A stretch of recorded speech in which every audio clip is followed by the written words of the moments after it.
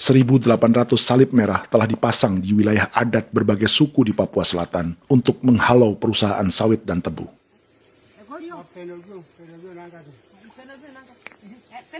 Maria Tebung yang paling muda datang membawa hasil. 2 ekor ikan gastor alias gabus toraja. Sebagai generasi Z, pendidikannya sampai sekolah dasar. Di perusahaan perkebunan seperti sawit atau tebu, ijazah SD hanya bisa menjadi buruh kasar. Tapi ia tak tertarik. Karena kita hidup itu dari alam, kita pancing, juga di darat, bawa anjing, terus bikin pagar sagu, dapat babi, bawa baru kita makan. Jadi kita tidak mau perusahaan masuk. Sementara Priska Beni masih mencari peruntungan. Tapi baginya, menjadi nelayan di Sungai Fofi masih lebih baik daripada bekerja 9 tahun di perkebunan sawit. Sudah pengalaman, jadi kita tidak mau lagi. Berapa lama ketika kerja itu? Selama di sana. 9 tahun di sana. 9 tahun? Saya baru pulang dari perusahaan. Selama 9 tahun kerja di sawit, bisa punya rumah kah? Atau Tidak. motor kah? Tidak. Johnson kah? Tidak. Cuma makan saja. Pendapatan juga kan tidak lebih. Habis dimakan.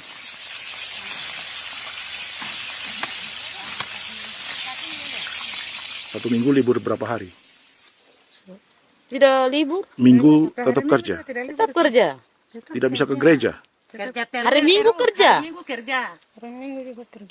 Jadi Dia tidak mengenal agama perusahaan itu.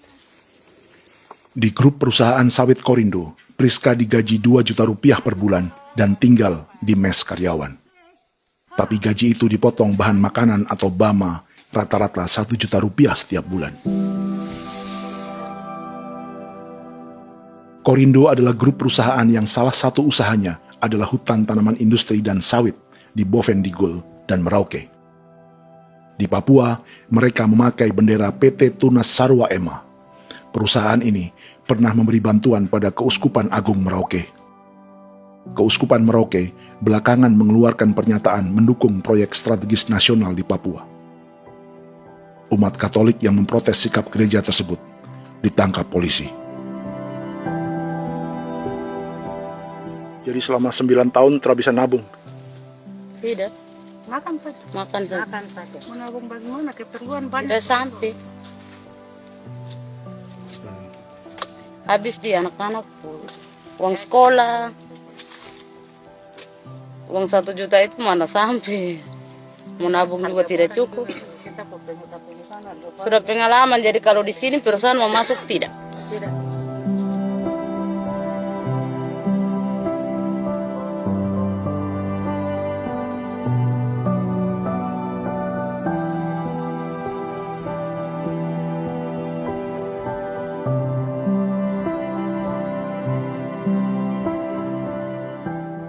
Dan menu makan siang seperti ini agaknya sulit bagi buruh sawit atau tebu yang digaji 2 juta rupiah per bulan. Generasi Z seperti Maria Tebung atau generasi milenial seperti Priska Beni punya matematika ekonominya sendiri. Sawit untuk biodiesel atau tebu untuk bioetanol tak akan ada bedanya bagi mereka.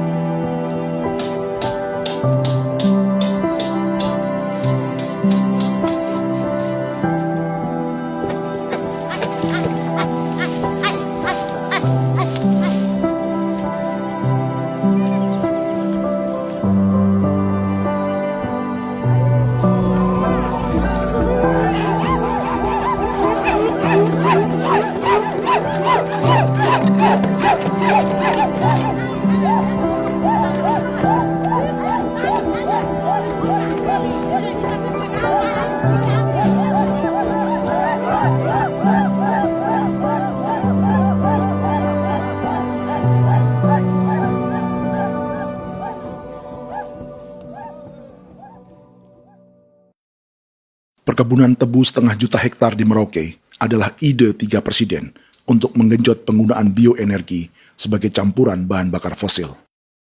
Selain swasembada pangan, swasembada energi.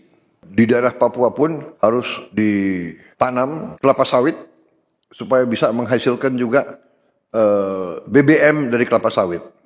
Juga tebu menghasilkan etanol.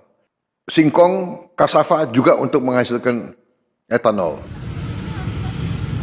Bioetanol adalah bahan bakar nabati atau tumbuhan yang dapat dicampur dengan bensin. Sama dengan program biodiesel yang mencampur solar dengan minyak sawit.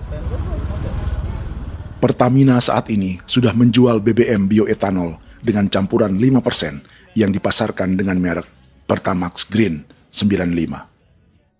Tapi pemerintah ingin menaikkan kadarnya menjadi 10% atau E10.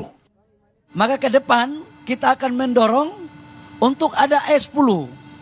Kemarin malam sudah kami rapat dengan Bapak Presiden. Bapak Presiden sudah menyetujui untuk direncanakan mandatori 10% etanol. Idenya untuk mengurangi ketergantungan pada bahan bakar fosil yang diimpor dan menimbulkan polusi.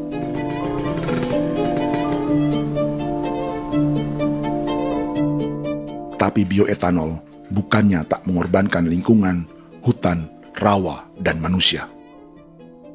Karena program E10 membutuhkan 7,3 miliar liter bioetanol, maka lahan yang dibuka untuk menanam tebu bisa mencapai 1,3 juta hektar.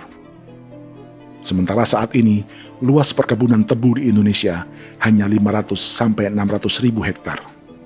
Artinya, butuh lahan baru hingga 800 ribu hektar untuk menanam tebu. Dan 500 ribu hektar diantaranya sedang dibuka di Papua. Hutan yang tadinya untuk menumbuhkan pangan berubah jadi tanaman untuk bahan bakar di jalanan. Kecepatan pulihnya hutan beradu dengan jumlah dan kecepatan kendaraan di jalanan.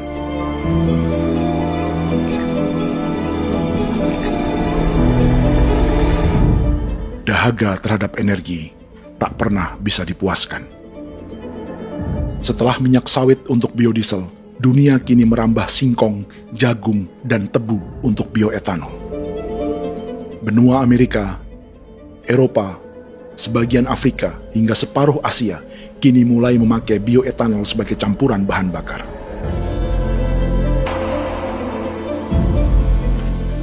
Selain perebutan lahan, masa depan dunia juga dibayangi semakin mahalnya harga pangan karena persaingan antara perut manusia dengan tangki kendaraan. Ini adalah lokasi perkebunan tebu dan bioetanol PT Murni Nusantara Mandiri yang mengancam tanah Vincent Quipalo dan orang-orang Ye di Merauke. Beberapa kilometer di selatan adalah PT Global Papua Abadi yang mengancam tanah orang-orang Muyu dan Marin. Dua perusahaan ini adalah bagian dari 10 perusahaan yang mendapat konsesi lahan untuk tebu dan bioetanol di Merauke. Batas konsesi mereka bahkan sama dengan batas negara Indonesia dengan Papua Nugini. Salah satu ciri bahwa peta konsesi ini dibuat di Jakarta dari atas meja. Sama seperti kolonial Inggris dan Belanda ketika mereka membagi pulau Papua dengan garis lurus pada abad 19. Seakan Papua adalah tanah kosong. Bedanya, meski peta konsesi ini mengatur batas 10 perusahaan, tapi perusahaan-perusahaan ini sebenarnya dimiliki oleh satu keluarga saja. Ini nama 9 dari 10 perusahaan tebu dan bioetanol di Merauke, Papua. 99% saham mereka dimiliki sebuah perusahaan bernama PT Merauke Nusantara Manis. Sementara 1% sisanya dimiliki PT Merauke Gula Mandiri. Tapi saham kedua perusahaan ini dimiliki PT Merauke Sugar Group. Dan perusahaan ini, 90% sahamnya dimiliki pengusaha bernama Angelia Bonaventure Sudirman, serta perusahaan bernama Zico Trust dan Resource Harvest. Lalu 10% lainnya dikuasai PT Papua Energi Abadi, yang pemiliknya adalah Dudi Christian dan Angel Madeline.